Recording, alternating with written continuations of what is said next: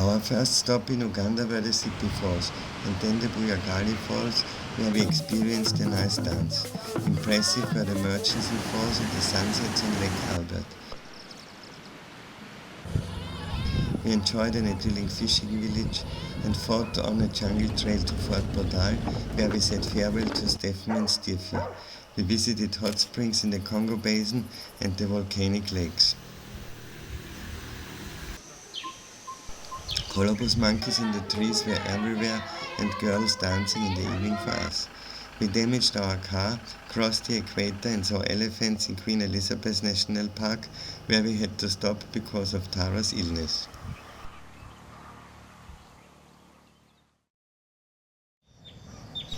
In Kisumu, Kenya, it turned out that Tara was healthy again, so we could continue our trip to Tanzania.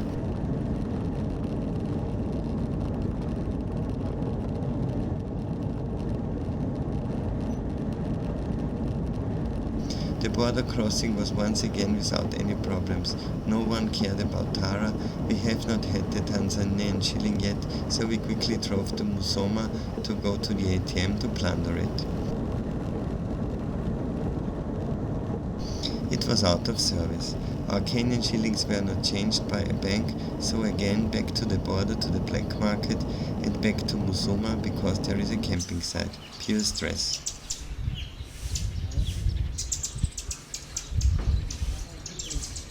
After we changed the flat tire in the morning, we lost air overnight. We continued to drive towards Serengeti. We are not sure if we can smuggle in Tara, so we spent the night once more near the gates at Lake Victoria to be first at the gate at dawn. The track to the camp is once again muddy, so we struggle on bravely until this idyllic place.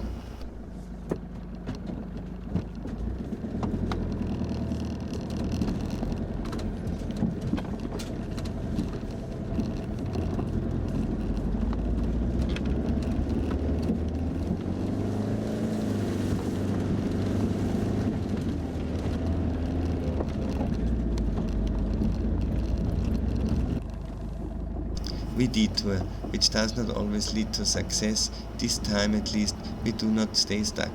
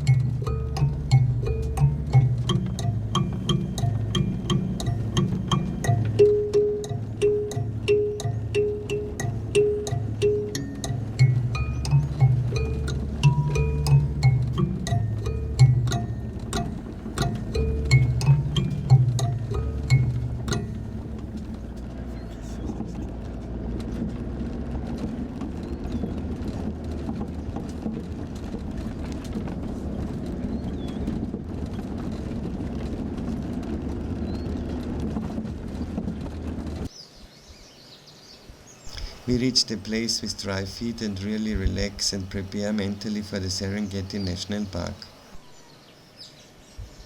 A marabou stork shows its best side, but it is really an ugly bird.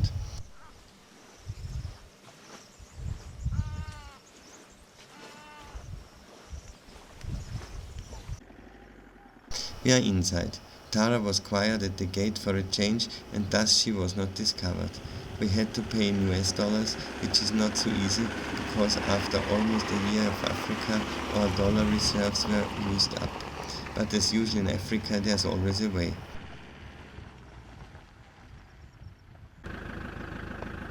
Soon we see the first animals, a hyena on morning game hunt.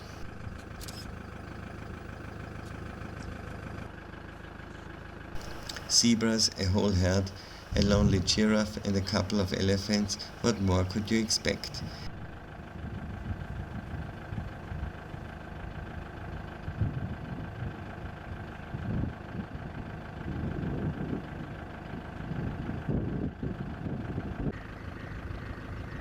The scenery is magnificent. We see a vulture and a secretary bird. It has the name because of its head's feather.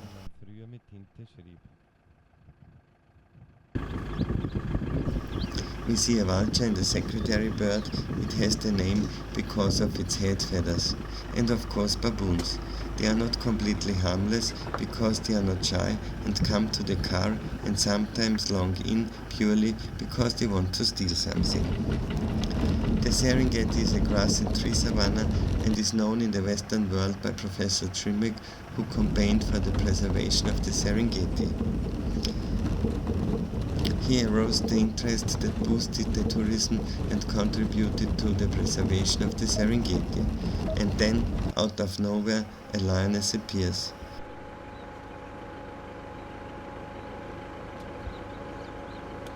Lions like to stay in the Serenara Valley because they have good coverage, rich wildlife and plenty of water.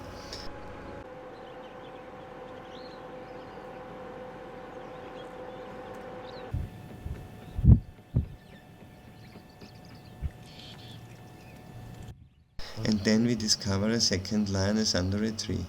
Lionesses are not loners. They live together with other lionesses and cubs. Only the males are solitary.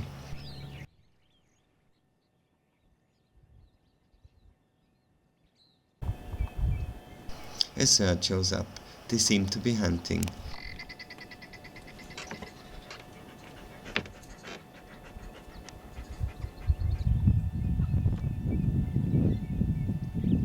But soon it disappears in the bush. Further afield we discover a herd of Thompson gazelle, easily recognizable by the black markings on their belly.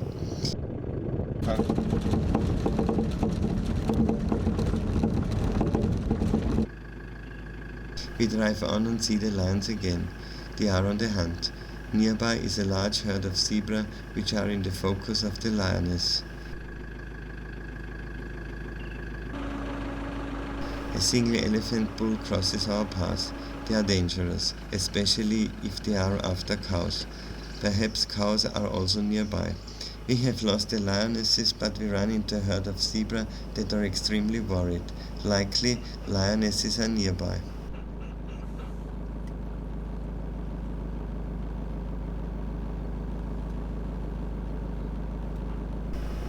And in fact, the lionesses launch an attack, but the zebras are faster and still on alert. In a nearby water we see hippos. They lie close together and enjoy the cool water. But we must return. There are still 100 kilometers to the gate. On the way back we see an even larger herd of elephants. We make it to the campsite before sunset, although before the gate we had a puncture. Alexandra has secured the area. It could have been a lion in the bush. I changed the tire. Everything went well.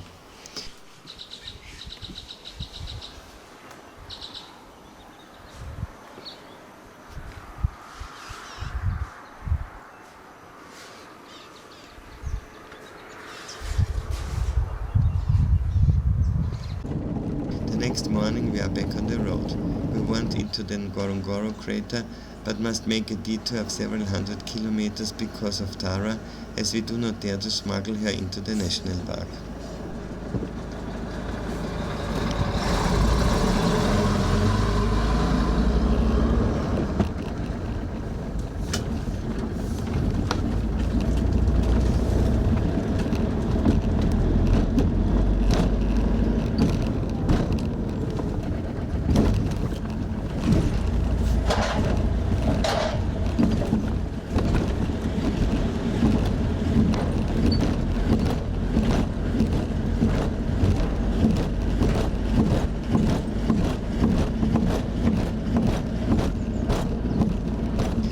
expect 3 to 5 days time for the detour. The first day we make it to Wanza. We hear that one can camp at the yacht club. Dann Ankunft am Zwischenziel.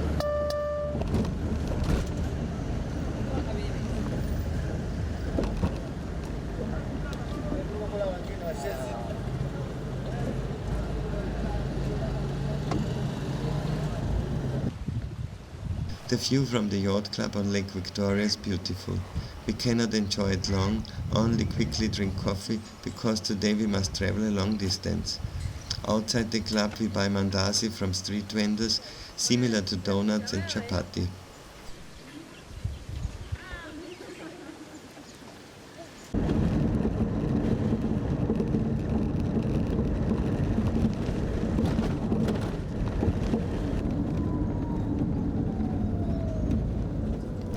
The road is good and we are progressing fast. Again and again, huge baobab trees are at the roadside.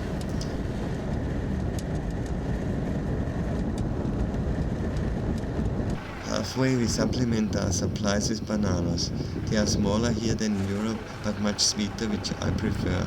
I could eat tons of it.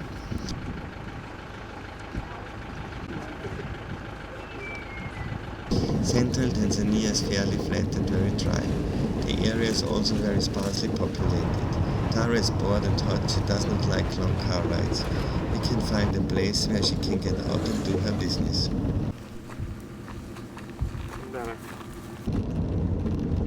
Peanuts are sold at the roadside. We stop.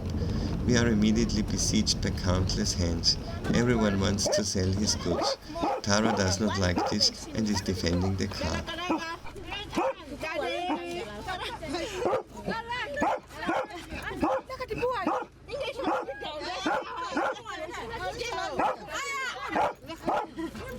The peanuts purchased are not peanuts. We have absolutely no idea what this is. We taste, not too bad, but do not really know if you eat it raw or roasted or if you have to cook the grains. In any case, we can make it on this day to Singida, where we camp in the parking lot of the guest house. We start again early. Now we should make it to Arusha, if everything goes smoothly. But in Africa you cannot plan ahead, so many things can happen that cannot be calculated.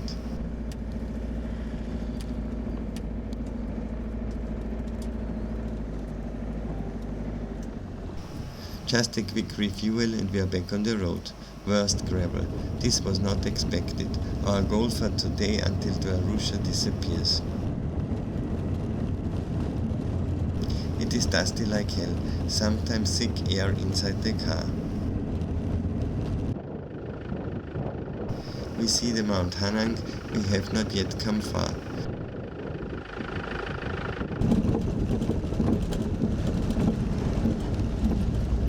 The long distance bus rush over the gravel. It is a wonder that the vehicles do not break down. We need to slow down because our chassis makes strange noises.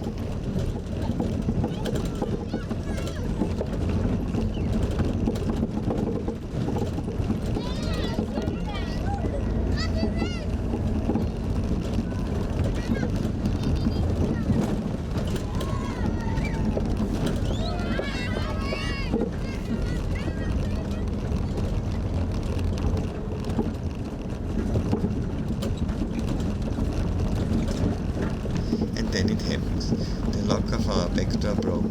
The door flies open, but we did not notice immediately because of the noise, and within seconds everything in the car was covered with red dust. With a strap I tied the back door to the bench, which, although not seals, but at least we do not lose the back door.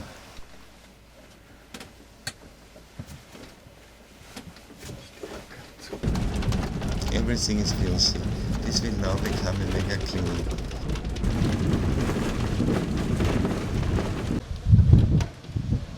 Stop in a guest house in Babati. We look at the mess. It is clear in the morning the door must be welded, but now needs to be cleaned.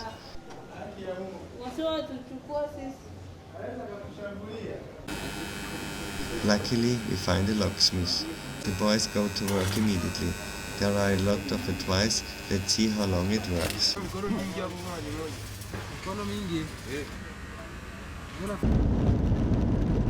continue on fine tarmac, but the joy does not last long, and already we are on a gravel road.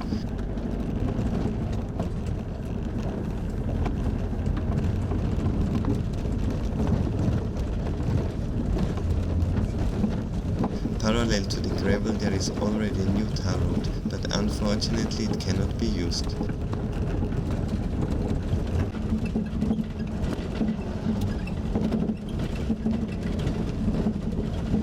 On this day again we do not get a far distance, just a few kilometers, turn to a campsite in a small palm grove.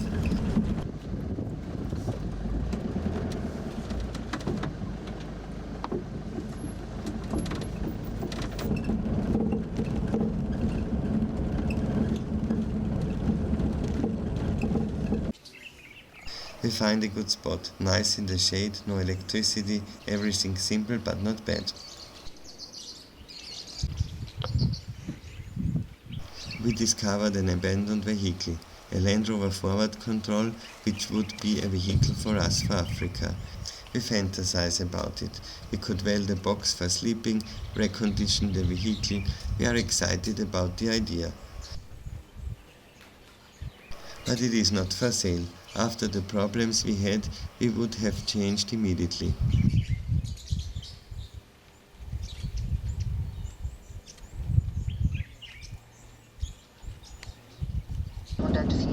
Shortly after the camp, tarmac begins again. We are surprised. Today we make it to the Ngorongoro crater.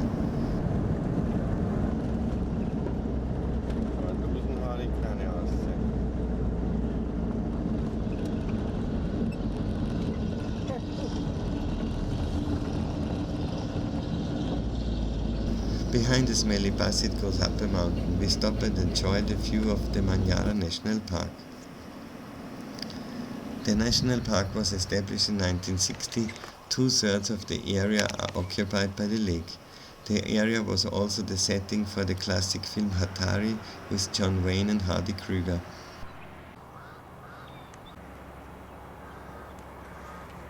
We stay on the camp on the hill, where we also have a great view of the Manyara National Park.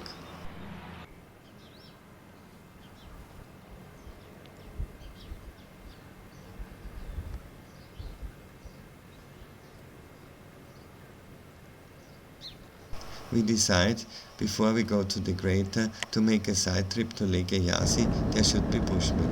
First it goes well on the tar, then gravel.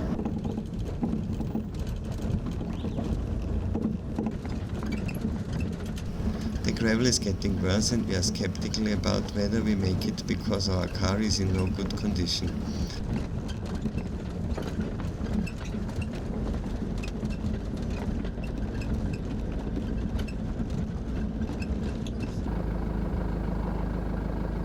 Then a section comes that looks bad.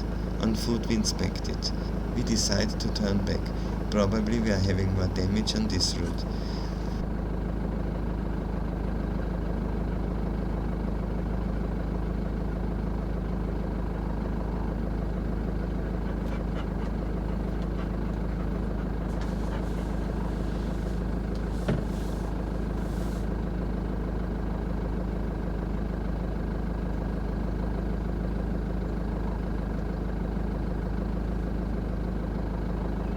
The next morning I go alone to the Ngorongoro crater. Alexandra remains with Tara back at the campground.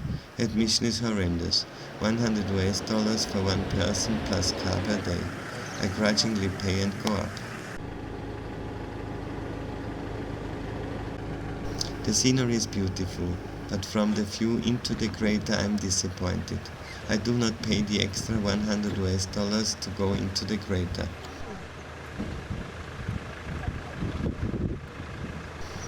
The crater is 16 by 20 kilometers and is home to many animals. All animals except giraffes and impalas are represented in the crater. The landscape on the floor of the crater is a microcosm of its own. The heart is Lake Magadi, which is the lowest point, depending on the rainy season, sometimes filled. The track leads along the crater rim passing the Trimek monument. The professor had campaigned for the wild animals. He gave everything for nature conservation. Here, he also lost his son Michael in a plane crash. From the crater rim, you have a good view of the Serengeti. When I return, an elephant is on the track, the only animal that I have seen in the national park. From Gorogoro crater we continue to Arusha. In the city itself, we take advantage of the great variety of goods to replenish our stocks. Arusha is a bustling center with many travel agents and agencies because Arusha is the starting point for essence of Kilimanjaro. We have been lucky and see Mount Kilimanjaro, cloud-free, which is rarely the case. We will stay at its base.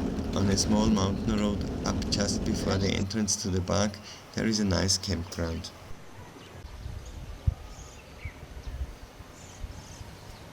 We use the time until the evening to control the oil, the air filter, and perform minor maintenance.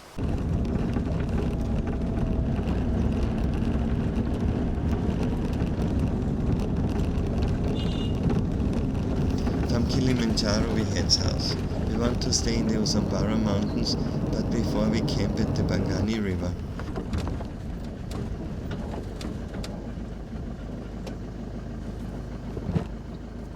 The camp is again simple but idyllic, situated next to the river.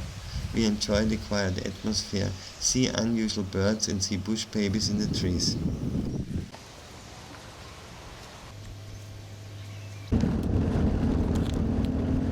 Over a small mountain road it goes up to 2,000 meters. With pleasant, cool mountain forests, they provide a contrast to the hot, dusty Maasai savanna.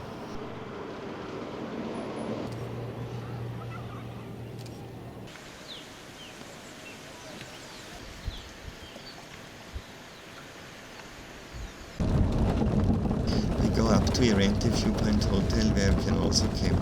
We set up comfortably and meet a guide who we agree on a hike the next day.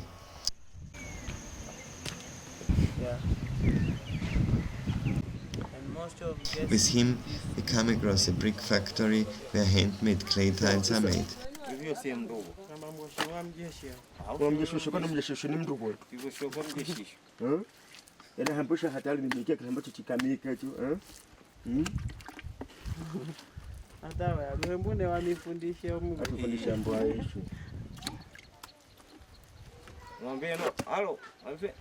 A rather interesting thing.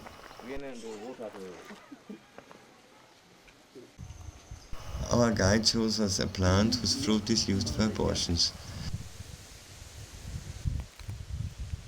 From a rocky outcrop at Disling Heights, we see the Irente Viewpoint Hotel, which was itself built on a rocky outcrop.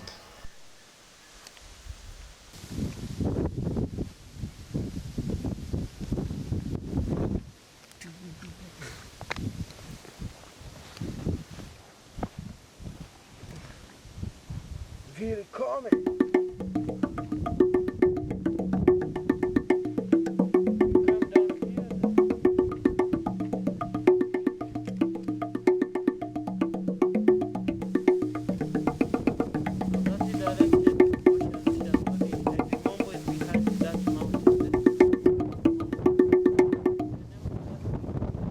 In the depths you can see large sisal plantations that were created in the German colonial period. Although sisal is still planted yet, it has lost its importance because of the nylon fiber. Our guide finds a chameleon. You see his eyes? Yes. His eyes turn around 360 degrees. Mm-hmm. Yeah. Chameleon, he hold the hair with his finger. Without you anti-cam, he can't move on your head. That's why people, when they see if they get them on the way, they kill them with a stone. And they say that if a chameleon bites someone, make a poison. Females, they don't have horn. They don't have a long horn. They have a short horn.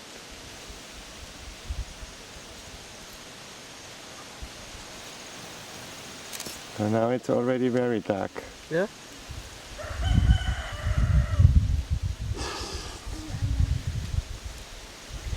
Africans fear the chameleon because there are so many strange stories around it. We enjoyed quite a while the beautiful sunset.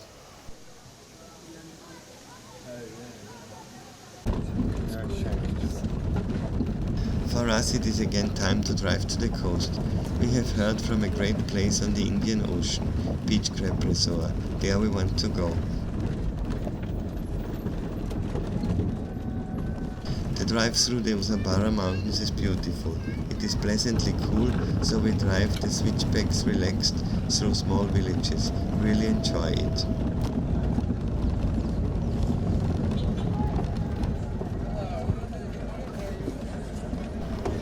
The public bus makes a stop here. Traders try to sell their goods to the passengers.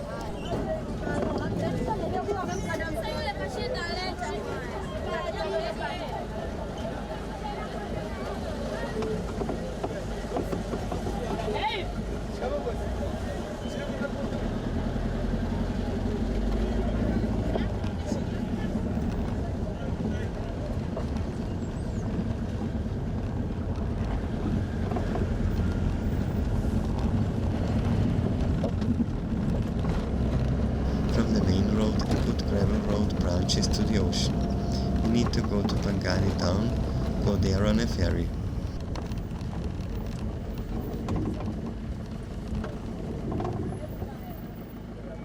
We are the first on the ferry and have to wait a bit. Interesting is the bus at the ferry.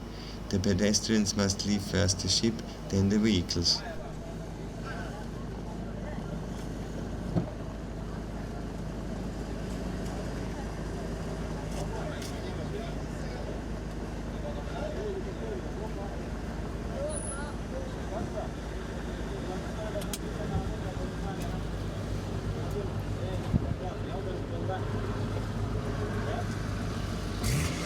Everything is done quietly and calmly. No one here knows hectic. Now it's our turn. Only a few vehicles fit on it, no problem, because the ferry shuttles back and forth, driving time about 10 minutes. Ticket on the ferry?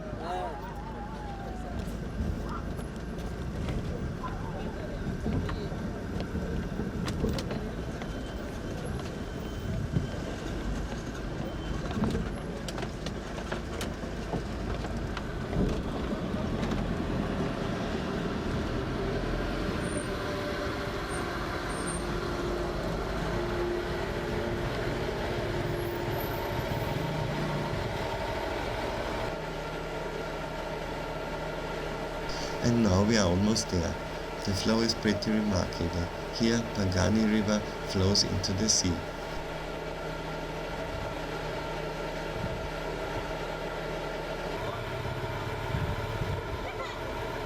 Slowly the captain approaches the concrete ramp.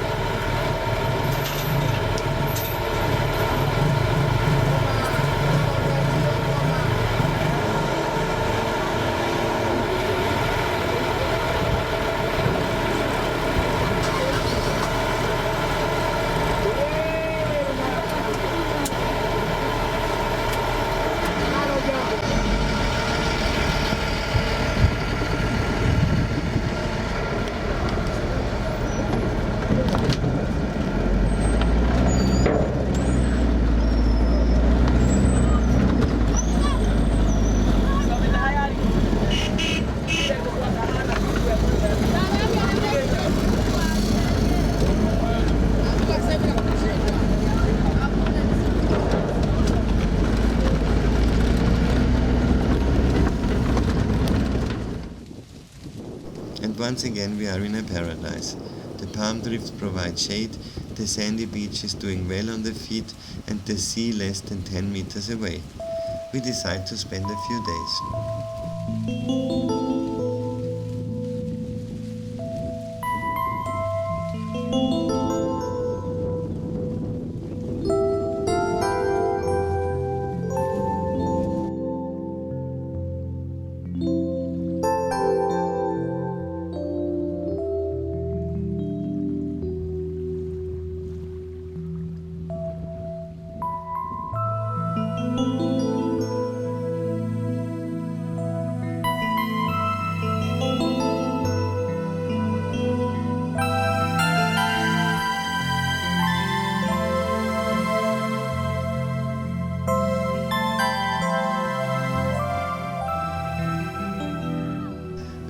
spend the rest of our lives here, so it goes on for a few days. At the stall we buy chapati, which are like omelets but taste like bread and can be rolled. Delicious breakfast. As always, Tara is waiting impatiently. She loves chapati. Passing sisal plantations, we go to the next beach paradise, Bangani Resort.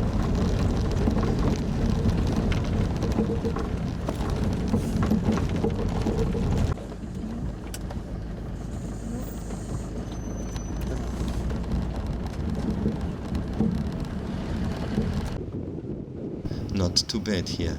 There are definitely worse places. We are watching the fishermen with their traditional boats. From a tree trunk the inside is hollowed out and thinner trunks are tied on the boat as the boom, which in rough seas prevents capsizing. Again we spent a few days. We had met Karl Friedrich, a German, who invited us to Tanga to show us the city. We gladly accepted, make our way to Tanga.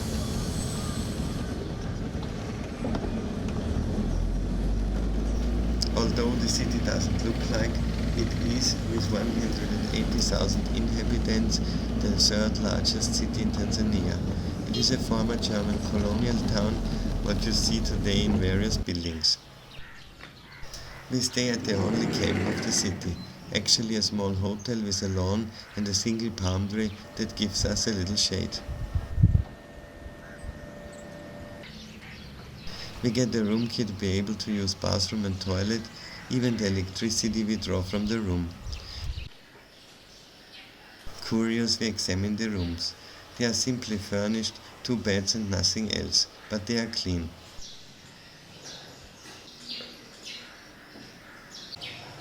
I'm fascinated by the flush box of the toilet, apparently a haven for frogs, because there are some of the pretty fellows playing in the rinse water. Overnight our tire loses air, so it must be repaired. Karl Friedrich organized a mechanic who takes off the wheel. We will take it later in the city to repair it. We got an unexpected visitor. Karl Friedrich brings the Austrian Theo and his wife Veronica. Theo had worked here in Tanzania and left Austria and has lived for some years with his wife in Tanga. Veronica brings homemade chapati, which pleases us very much. We sit comfortably under the palm. It's nice to meet again a compatriot. We chat and exchange experiences. A nice morning.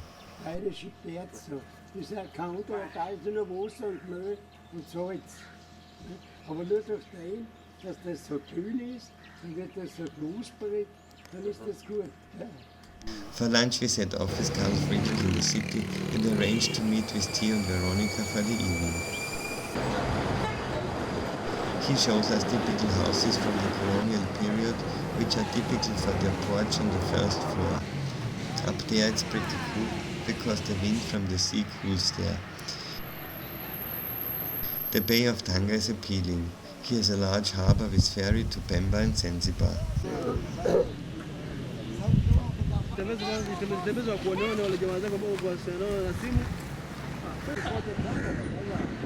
Karl Friedrich shows us the old German cemetery. It is frightening how many German soldiers died at a young age from malaria.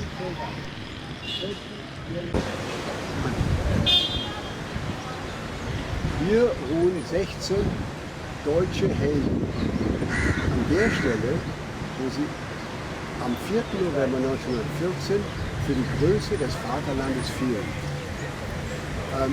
48 brave Askaris und Kompanieträger folgten ihren deutschen Führern in treuer Erfüllung ihrer Soldatenpflicht in den Tod. Auch sie starben für Kaiser und Reich. We want to see the old colonial train station. From here the track goes to Ruvu, a small town in the hinterland. On Fridays there is a passenger train, otherwise only cargo trains operate, mainly due to the port of Tanga. As agreed, we visit Theo and Veronica. They live with their dogs in a small house. They are not rich, but very hospitable. Veronica is cooking. As is common in Africa, cooked is on the ground and in the open air. She prepares chapati, Alexandra helps her. The mortar is new to her.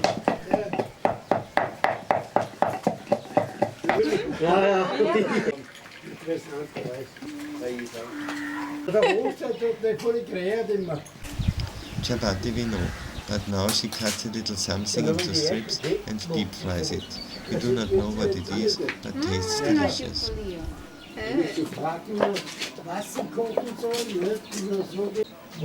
We still spend a nice evening with the two. Veronica gives us even a packed lunch for tomorrow's trip to Dar es Salaam.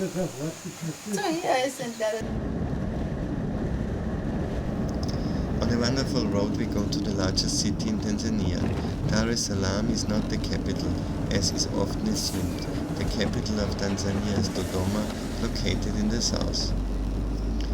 Soon we reach bustling Dar es Salaam.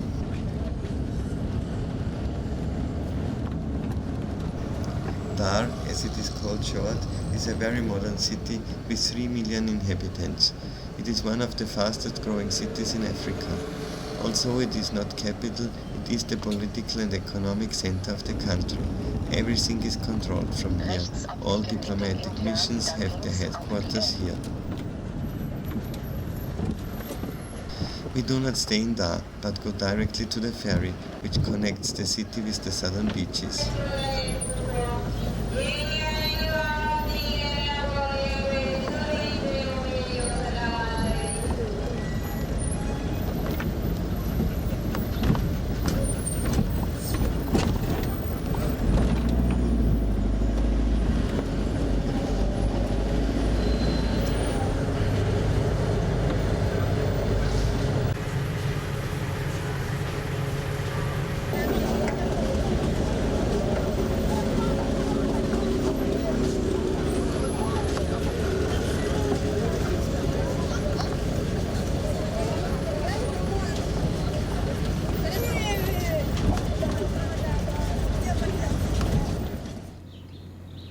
We will spend the night on the coast because we want next day into Selous National Park. On Tar we drive along the coast to Kibiti, from where a track branches off towards Selous. First, it is quite good. We are able to race around the 78 km per hour, but sometimes worse and deep sandy, and always leads through small villages.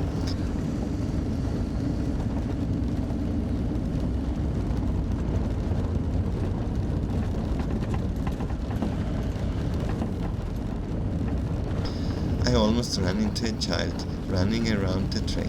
Good luck, nothing happened. The last few meters before Hippocamp we hear elephants, but we do not see them. We spend a wonderful evening at the river with a perfect sunset and typical jungle noises during the night.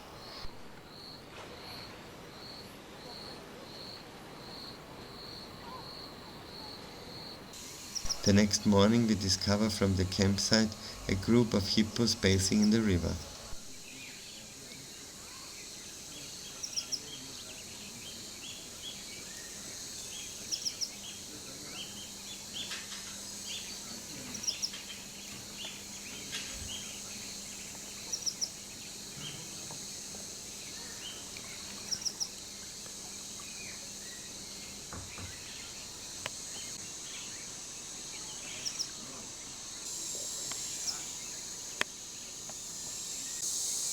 We learned that the entrance fee proposed into Selous National Park is $180 per day, which is too much, and we return to the coast. In Dar es Salaam we still organize our visas to travel to Malawi and settle at Sunrise Beach campsite. We spend a few days and decide quickly to travel further to Malawi with a stopover in Ruaha National Park. Should be very nice and not so expensive. No sooner said than done, we sit in the car and move southward. The main route to the south leads through the Mikumi National Park, but without an admission you may not stop or leave the car. We need to stop because a giraffe is crossing the road.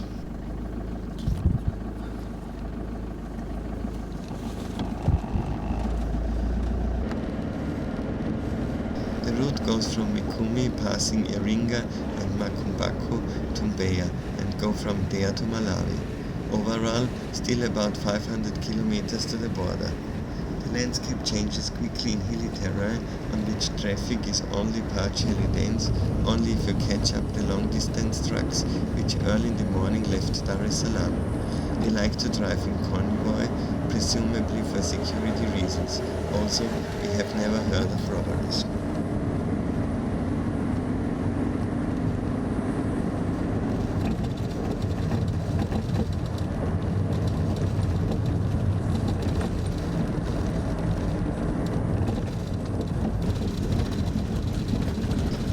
We turn on a dirt road that leads to Ruaha National Park. Outside we find a nice campsite. The owner is nice and helps with the tire repair. The next morning we succeed once again and smuggle Tara into the national park, and soon we see a herd of elephants.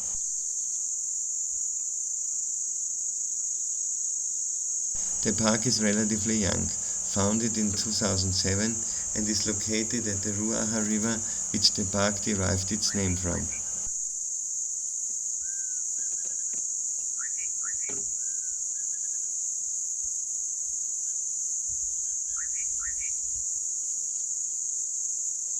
We observe the animals for a while and continue to the river, which currently has no water because it is dry season.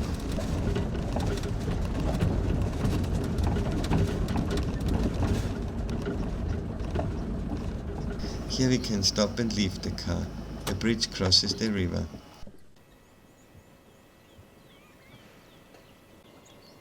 In recent years the Ruaha became increasingly drier. Only a few watering holes are left on where crocodiles and hippos gather. However, once the rainy season begins, this results in a rapid stream which has its peak level in April. The drier it is, that is during the months of July to October, the more wildlife you see in the remaining remnants of the Ruaha. From mid-November the first rain starts, but you can tour the park until early February without any problems. Thereafter, during the rainy season, it's only 4x4. Among the most impressive sights are hippo and crocodile pools and Nyamakuyo rapids between the bridge and Ruaha River Lodge.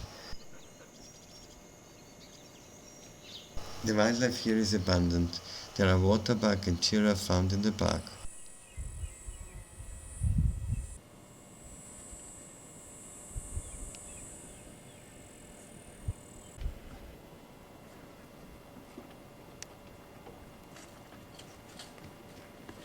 Of course, there are zebras. We go a step further and run into a herd of buffalo in search of a dense thicket shelter from the heat.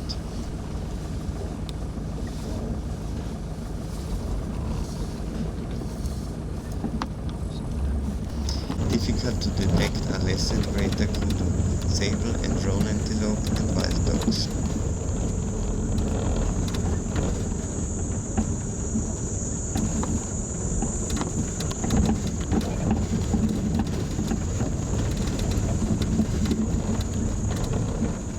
Ruaha National Park is the largest park in Tanzania.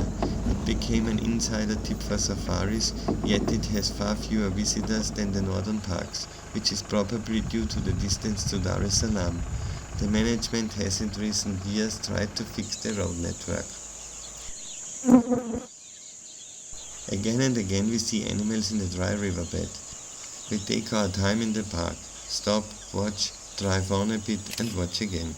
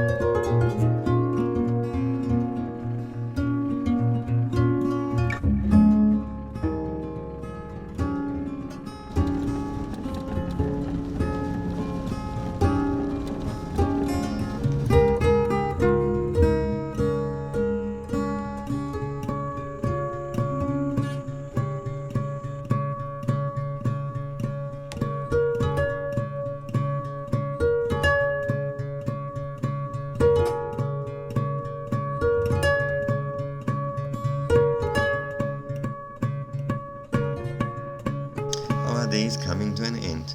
We want to come again at some point, maybe in the rainy season, in order to know the other vegetation. At the bridge we just stop again. We see hippos dozing on a sandbank, and the sign that warns of the hippos and crocodiles.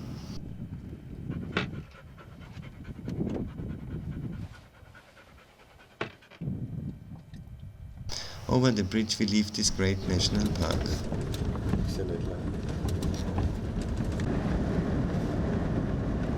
On a good tar road we move on to our last stage in Tanzania.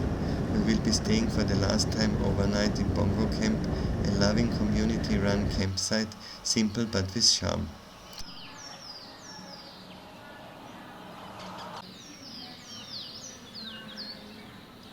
The next morning we will quickly push to the border. We want to reach Lake Malawi tomorrow, but you never know exactly how long the border crossings last.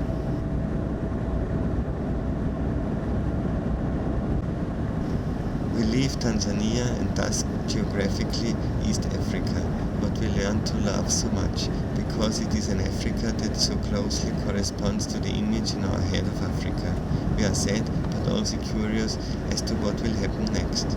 Countries with interesting names: Malawi, Zambia and Namibia, and finally South Africa.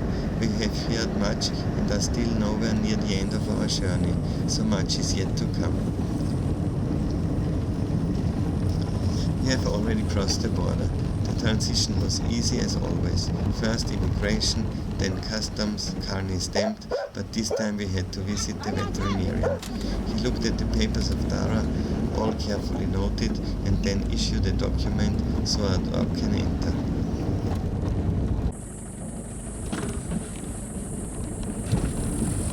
We see for the first time the deep blue Lake Malawi as we turn to the campsite. It will now be our constant companion for some time, because we will drive along the lake towards the south. Right now we are tired and glad to have found a campsite, but tomorrow it goes on home to Malawi.